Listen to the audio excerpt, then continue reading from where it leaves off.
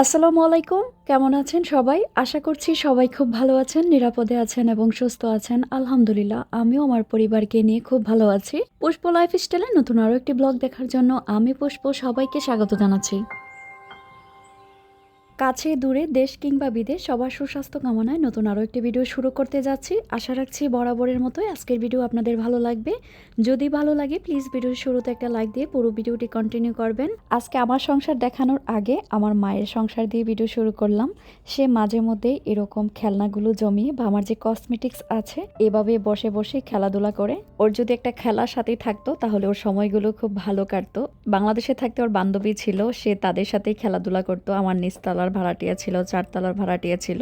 মাঝে মধ্যে ওদেরকে অনেক বেশি মিস করে, ওদের কথা বলে যে আমি ওদের সাথে খেলাধুলা করব। তো ওদের তো আর পাই না, বাসার মধ্যে যা আছে সেগুলো নিয়ে এভাবে বসে সময়গুলো পার করে খেলাধুলা করে।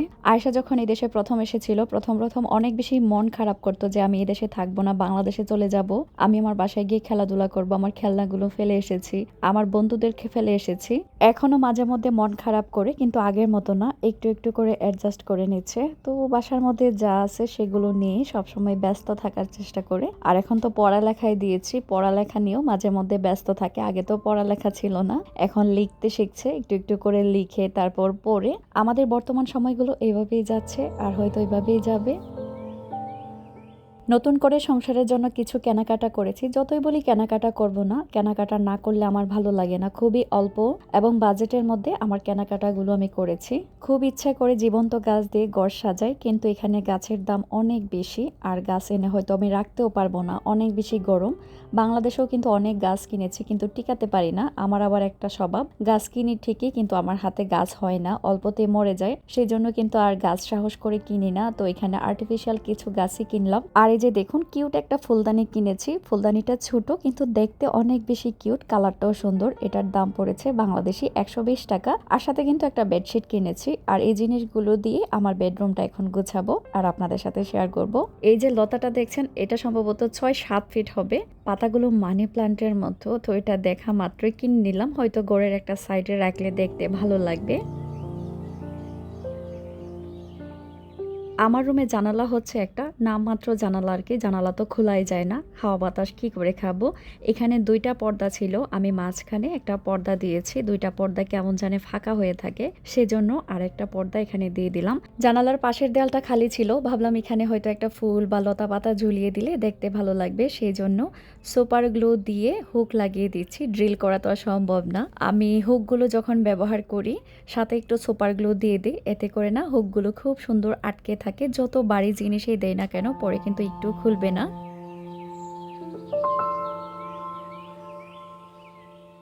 এখন এসেছি আমার বিছানার উপরের অংশে। এখানে 2টা ছিদ্র করা আছে। আগে যারা ভাড়াটিয়া ছিল, মানে ব্যাচেলার ছিল, তারা এখানে কাপড়ের স্ট্যান্ড লাগিয়েছিল। তো সেই ছিদ্রের মধ্যে আমি 2টা লোহা বসিয়ে নিয়েছি।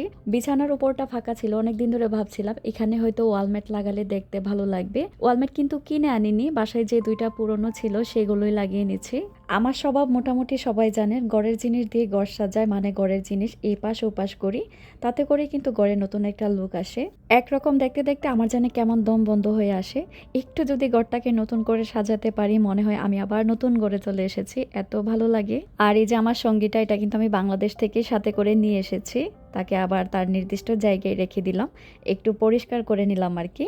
আর এখন যে হ্যাঙ্গারটা ঝুলালাম, এখানে কিন্তু ওয়ালমেটগুলো ঝুলিয়ে রাখতাম। ওয়ালমেটগুলো তো দেখেছেন বিছানার উপরে লাগিয়ে দিলাম, আর এখানে হ্যাঙ্গারটার মধ্যে এই লাইটটা রেখেছি, সাথে একটা গাছ রেখে দিব। আর পাশের যে হুকটা আছে এটার মধ্যে খুব সুন্দর একটা জিনিস লাগাবো। এটা খুব সুন্দর একটা ওয়ালমেট, কাঠের। মার্কেটে গেলে তো এত সুন্দর সুন্দর জিনিস পাওয়া যায়, মনে হয় যে সবকিছু কিনে নিয়ে আসি। সব তো আর কিনা সম্ভব না সাধ্যের মধ্যে, বা আমার যতটুকু সামর্থ্য কুলায় সে অনুযায়ী সংসারের কেনাকাটা করি আর সংসার আমি সাজাই। হুকটাতে আমি কাঠের হ্যাঙ্গারটা ঝুলিয়ে দিলাম, একটু পর অবশ্যই আপনাদের সাথে শেয়ার করব এটা ঝুলানোর পর কেমন লাগছে। এটা সত্যি এই জায়গাটার লুকটাই চেঞ্জ করে দিয়েছে। আর জানালার পাশের অংশ যে আমি সুপার গ্লু দিয়ে হুকটা লাগিয়েছিলাম সেটা শক্ত হয়ে যাওয়ার পর হ্যাঙ্গারটা ঝুলিয়ে এটার মধ্যে বড় যে লতাটা আছে সেটার একটা অংশ আর সাথে একটা আর্টিফিশিয়াল গাছ রাখবো। এই গাছটা কিন্তু আলাদা করা যায়, বড় যে লতাটা আলাদা করা যায়, এই জন্য সুবিধা হয়েছে, কারণ অনেক বেশি বড়। এটা যদি পুরোটা এখানে ঝুলাতাম মাটিতে লেগে থাকতো। অর্ধেকটা এখানে ঝুলাবো, অর্ধেকটা অন্য একটা জায়গায় ঝুলিয়ে দিব। কাজগুলো দেখে মনে হচ্ছে খুব তাড়াতাড়ি হয়ে যাচ্ছে। কাজগুলো করতে কিন্তু আমার অনেক সময় নিয়েছে। আমি প্রথমে দেখেছি যে কোন জিনিসটা কোন জায়গায় লাগালে ভালো লাগবে, বারবার ট্রাই করেছি, তারপরে আমি জিনিসগুলো সুন্দর করে যার যার জায়গা মতো সেট করে দিচ্ছি। যেটা যেখানে লাগানো দরকার বা যেখানে লাগালে সুন্দর লাগবে সবকিছু লাগিয়ে নিলাম। ভিডিও শেষে অবশ্যই আপনাদের দেখাবো কেমন লাগছে। বিছানার উপরে যে লোহা বাড়ি দিয়েছি ময়লা পড়েছে, আমি বিছানার উপরের অংশটা ব্রাশ দিয়ে পরিষ্কার করে নিলাম। এখন বেডশিট বিছিয়ে নিব। এই বেডশিটটা কেনার সময় আমি অনেক অনিশ্চয়তার মধ্যে ছিলাম, এটা কিনবো নাকি কিনবো না। আমি ভেবেছিলাম এটা মনে হয় অনেক ছোট হবে বেডশিটটা। এইসব দেশে কিন্তু সিঙ্গেল খাট বেশি, যেমন ব্যাচেলর থাকে। আমি ভেবেছিলাম বিছানার চাদরটা বুঝি খুব ছোট হবে। এত কম দামে এত সুন্দর একটা চাদর পাবো আমি বুঝতেও পারিনি। তারপরেও কিন্তু নিয়ে এসেছি যে দেখি বাসায় নিয়ে এটা আমার খাট অনুযায়ী হয় নাকি ছোট হয়। যদিও এটার মধ্যে সাইজ লেখা ছিল, মানে এটা কত ইঞ্চি সেটা লেখা, তো কত ইঞ্চি আমি বুঝতে পারছিলাম না। বাসায় এনে আমি অবাকই হয়েছি, সত্যি এত কম দামে এত সুন্দর একটা চাদর আমি পাবো বুঝতে পারিনি। এই ধরনের ডিজাইন কিন্তু বা ফুল করা চাদর থাকলে কিন্তু বিছানায় বিছালে ভালো লাগে। এই চাদরটার দাম পড়েছে মাত্র 600 টাকা। বাংলাদেশে থাকলে 4 মাসে না হলেও 4টা চাদর তো কম হলেও কিনতাম। এই দেশে কিন্তু রোজার ঈদের সময় একটা চাদর কিনেছিলাম, আপনাদের সাথে শেয়ার করেছি। আর এই একটা চাদর কিনলাম।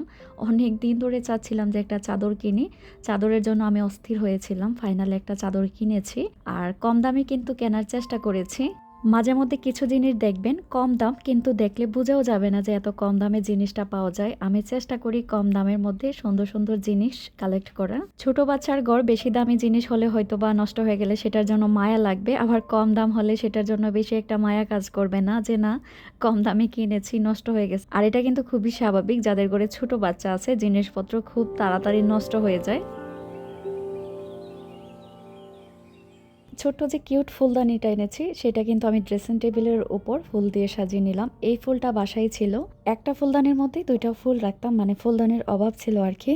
তো অভাবটা পূরণ করলাম ছোট্ট এই ফুলদানিটা এনে। এখন ড্রেসিং টেবিলের উপরে এই যে জুড়িটা আছে সেটার মধ্যে যত কসমেটিক্স আছে সাজিয়ে নিচ্ছি। এটা যে আসলে কত কাজে লাগাচ্ছি, একবার রান্নাঘরে রেখেছি, রান্নাঘরে কোনো কাজেই আসেনি, তো ড্রেসিং টেবিলের উপর লাস্ট সাজিয়ে রাখলাম। দেখি ড্রেসিং টেবিলের উপরে ভালো লাগছে। এই ধরনের জিনিসগুলো কিন্তু বিভিন্ন কাজে লাগানো যায়, যে যার মতো করে ইউজ করতে পারে। আমাকে যদি ঘর গোছানোর কাজে লাগিয়ে দেন আমি মনে হয় সারাদিনই ঘর গোছাতে পারবো। এদিক ওদিক করে ঘর গোছানো আমার একটা শখ। সুন্দর একটা পরিপাটি ঘর আমার স্বপ্ন, আর সেই ঘরে আমি আমার শান্তির নিঃশ্বাস ফেলবো। সেই জন্যই কিন্তু শত কষ্ট হলেও আমি ঘর সবসময় গুছিয়ে রাখি। আমার যে 4টা বাচ্চা আছে বাসায় ঢুকলে কেউ বুঝতেই পারবে না। ওরা যখন খেলাধুলা করে বা পড়াশোনা করে একটু এলোমেলো তো থাকেই, তারপর আমি সাথে সাথে সবকিছু গুছিয়ে ফেলি। ঘরটা এলোমেলো থাকলে আমার মনটাই ভারী হয়ে থাকে, অন্য একটা কাজে কখনোই আমি মনোযোগী হতে পারি না। ঘর যখন গুছিয়ে ফেলি পরের একটা কাজও আমি শান্তিতে করতে পারি। ভিডিওর এই মুহূর্তে এসে কিন্তু আমার প্রিয় আপুদের কাছে পুরনো কথাটা আরও একবার স্মরণ করে দিচ্ছি। যারা এই ভিডিওটিতে ক্লিক করেছেন একটা লাইক দিতে ভুলে গিয়েছেন, প্লিজ একটা লাইক দিয়ে পুরো ভিডিওটা কন্টিনিউ করবেন। আর চ্যানেলটি সাবস্ক্রাইব করার উপযোগী মনে হলে অবশ্যই সাবস্ক্রাইব করে দিবেন। সাবস্ক্রাইব করে পাশে থাকা বেল আইকনের অল অপশনটি অন করে রাখবেন, যাতে করে আমি কোনো নতুন ভিডিও আপলোড করলে সাথে সাথে আপনার কাছে নোটিফিকেশন চলে যায় আর আপনি আপনার সময় সুযোগ করে আমার ভিডিওটা দেখে নিতে পারেন। আর এই কাজগুলো করে যারা আমার সাথে শুরু থেকে শেষ পর্যন্ত আছেন সবার প্রতি মন থেকে অনেক অনেক ভালোবাসার কৃতজ্ঞতা জানাই। এখন চলুন আমার অল্প বাজেটে কিভাবে ঘরটা সাজিয়েছি কিছু নতুন আর কিছু পুরাতন জিনিস দিয়ে, সেগুলো একটু শেয়ার করি।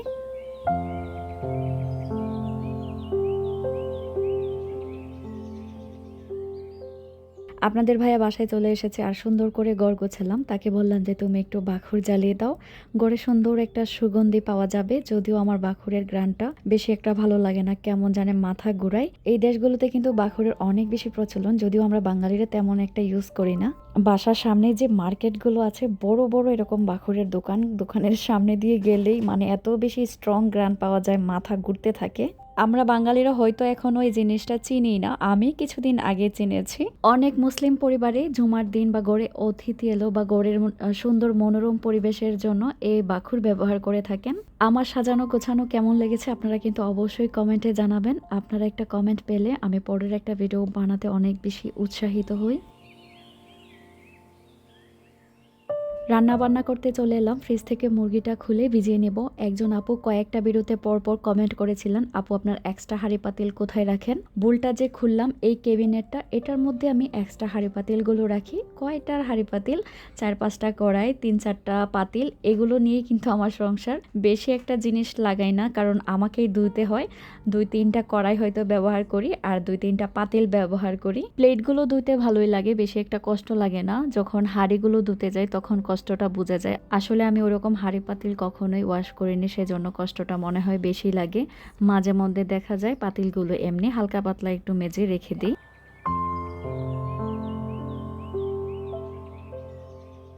রান্না শুরু করার আগে টুকটাক যে কাজগুলো আছে সেগুলো একটু গুছিয়ে নিয়েছি। যেমন অয়েল জারে অয়েল নেই, সেটা রিফিল করে নিলাম। এই ছোট ছোট কাজগুলো অনেক প্যারাদায়ক। রান্না করতে আসলে এগুলো না থাকলে কিন্তু সময় বেশি লাগে। আমি যতটুকু সম্ভব আগে থেকে গুছিয়ে রাখার চেষ্টা করি, তারপরও হয়ে ওঠে না। সব কাজ তো আর সব সময় গুছিয়ে করা যায় না।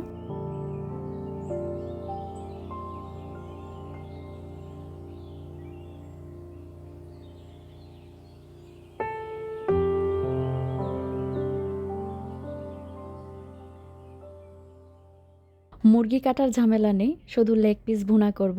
বেগুন ভাজবো, আমার হাজব্যান্ডের আবার বেগুন ভাজা খুব পছন্দ, যদিও আমার বেগুনে প্রচুর পরিমাণ অ্যালার্জি। আর গতকালকের ডাল ছিল, ডালটা গরম করে নেব, এতটুকুই হয়ে যাবে। তো সবার প্রথমে আমি ভাত বসিয়ে এনেছি।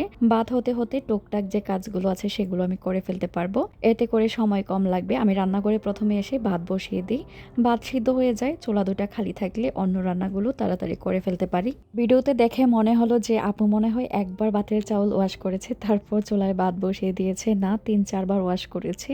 সবটুকু তো আসলে ভিডিওতে দেখানো সম্ভব না, ভিডিওটা অনেক বড় হয়ে যাবে। কেটে কুটিয়ে কিন্তু আপনাদের সাথে শেয়ার করি। এখন বেগুনটাই কেটে নিচ্ছি। বেগুনটা কেটে কিছু সময়ের জন্য পানিতে রাখবো, এতে করে বেগুন যখন ভাজবো তেলটা কম লাগবে। কারা কারা ভিডিওর এই মুহূর্তে এসেছেন তারা কিন্তু হাত তুলে যাবেন যে আপু আমি কিন্তু এই মুহূর্তে আছি, আপনাদের জন্য খুব কষ্ট করে একটা ভিডিও শেয়ার করি। এতগুলো কাজের পিছনে কত যে শ্রম থাকে আপনারা না দেখলেও বুঝতেও পারবেন না। কাজগুলো করা, তার সাথে ভিডিও করা, তারপরে যে কত কাজ থাকে একটা ভিডিও শেয়ার করতে গেলে, আপনারা যদি দেখতেন তাহলে বুঝতেন। আমি জানি না আমার ভিডিওগুলো আপনাদের কেমন লাগে, হয়তো আর আগের মতো ভালো লাগে না। তারপরও আপনাদের কাছে অনুরোধ থাকবে, যদি ভালো লাগে অবশ্যই আপনাদের ভালোবাসা দিয়ে যাবেন। মুরগিটা ভেজে নেব। প্রথমে আমি হলুদ আর লবণ দিয়ে মাখিয়ে নিলাম। এখন কড়ার মধ্যে তেল দিলাম, তেল যখন গরম হয়ে আসবে একে একে সবগুলো মুরগির পিস ভেজে নেব। ভেজে রান্না করলেই ভালো লাগে, যেহেতু পোলট্রি মুরগি। মুরগিগুলো ভাজতে দিয়ে আমি কিন্তু মশলা ব্লেন্ড করতে চলে যাব। আদা রসুন ব্লেন্ড করা আছে, শুধু পেঁয়াজটাকে হাফ ব্লেন্ড করে নেব। শরীর আর মন যখন ভালো থাকে সংসারের কাজগুলো আমি খুব যত্ন আর ভালোবাসা নিয়ে করতে ভালোবাসি। আর এখানে এসে কাজ করতে করতে আমি ক্লান্ত হয়ে যাই। একা একা সব কাজ করতে হয়, রান্নাঘরের সব কাজ, তারপর রুমের কাজ, বাচ্চাদের সামলানো। এই যে রান্নাগুলো করছি খুব তাড়াহুড়োর মধ্যে দিয়ে কিন্তু করছি। রান্না হলে বাচ্চাদের খাবার খাইয়ে আবার কোচিংয়ে নিয়ে যেতে হবে। ওদের যখন কোচিংয়ে দিয়েছিলাম 7-10 দিন আমি বসে থেকে ওদের নিয়ে এসেছি। এখন যেহেতু প্রচণ্ড গরম, আমি চাই না, ওদের বাবাই গাড়ি দিয়ে দিয়ে আসে। রাস্তা পার হয়ে যেতে কিন্তু মাত্র 5 মিনিটের রাস্তা, কিন্তু এই 5 মিনিট হেঁটে যাওয়া সম্ভব না, বাচ্চারা একদম পুড়ে কয়লা হয়ে যাবে। সেজন্য গাড়ি দিয়ে ওদের নিয়ে যেতে হয়। আজকে ওদের বেতন দিতে যাব, আর পড়াশোনার কি অবস্থা কেমন চলছে সেগুলো জিজ্ঞেস করতে যাব। স্কুলে তো এখনো ভর্তি করাতে পারিনি, প্রচণ্ড গরম। এই দেশগুলোতে 3 মাসের স্কুল বন্ধ থাকে, কারণ বাচ্চারা গরমে অসুস্থ হয়ে যাবে, বাইরে যাওয়ার মতো কোনো অবস্থা নেই। আসসালামু আলাইকুম আন্টিরা, আমি আয়েশা মনে। আপনারা কেমন আছেন? আপনারা কেমন আছেন? আমি বাবার গাড়ি দিয়া যাই। আমি বলো অনেক গরম, আমি বাবার গাড়ি দিয়ে পড়তে চাই। অনেক গরম, আমি বাবার গাড়ি দিয়ে পড়তে যাই। আমি মাশাআল্লাহ অনেক পড়া শিখছি। আপনারা আমাকে কি ভালোবাসেন? বলো আমার জন্য দোয়া করবেন। আমার জন্য আপনারা দোয়া করবেন। আমি যখন আপনাদের সাথে কথা বলছিলাম, আয়েশা বারবার বলছিল যে আমি আন্টিদের সাথে কথা বলবো। সে জানে আন্টিরা তাকে অনেক ভালোবাসে। আপনাদের কমেন্টগুলো কিন্তু আমি মাঝে মধ্যে ওকে পড়ে শোনাই যে আয়েশা তোমার আন্টিরা তোমাকে এটা বলেছে ওইটা বলেছে। সবাই আয়েশার জন্য অনেক অনেক দোয়া করবেন আর অবশ্যই মাশাআল্লাহ বলতে ভুলবেন না। কথা বলতে বলতে কিন্তু রান্নাঘরের অনেক কাজ শেষ করে ফেলেছি। চুলায় এখনো তরকারিটা আছে। কাউন্টার টপের আশপাশ পরিষ্কার করে যে কয়টা থালা বাসন জমেছিল সবগুলো পরিষ্কার করে নিব।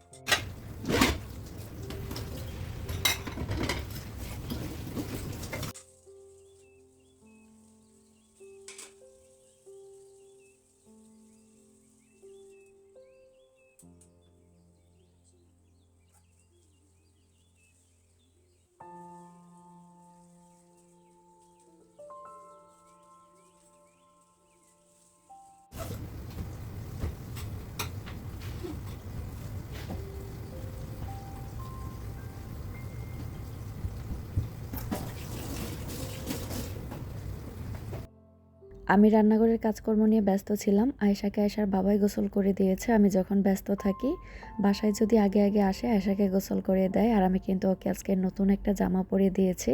জামা পরে সে অনেক খুশি, নিজে নিজেই মেকআপ করছে।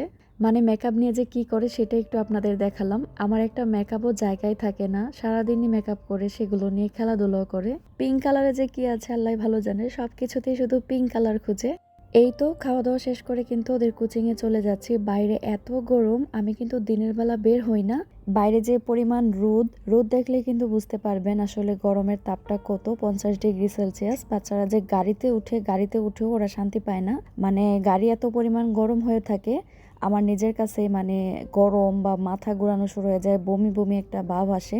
আমার ছেলেদের মুখগুলো একটু দেখুন কি অবস্থা ওদের। তারপরেও কিন্তু জীবন থেমেনি, যার যার কর্মস্থলে সবাই যাচ্ছে। প্রবাস তো প্রবাসী, অনেক প্রবাসীরা এই রোদে পড়েই কষ্ট করে আর সে উপার্জিত টাকাগুলোই দেশে পাঠায়। নিজের চোখে না দেখলে প্রবাসীদের কষ্টটা কখনো বুঝতেই পারতাম না, এখন কাছ থেকে দেখি। এই হলো মানুষের জীবন। আমিও কিন্তু দেখতে দেখতে ভিডিও শেষ পর্যায়ে চলে এসেছি। আজকের জন্য এখানেই বিদায় নিব। আপনারা সবাই ভালো থাকবেন, আমিও আমার পরিবারের জন্য সবাই দোয়া করবেন। আল্লাহ হাফেজ, আসসালামু আলাইকুম।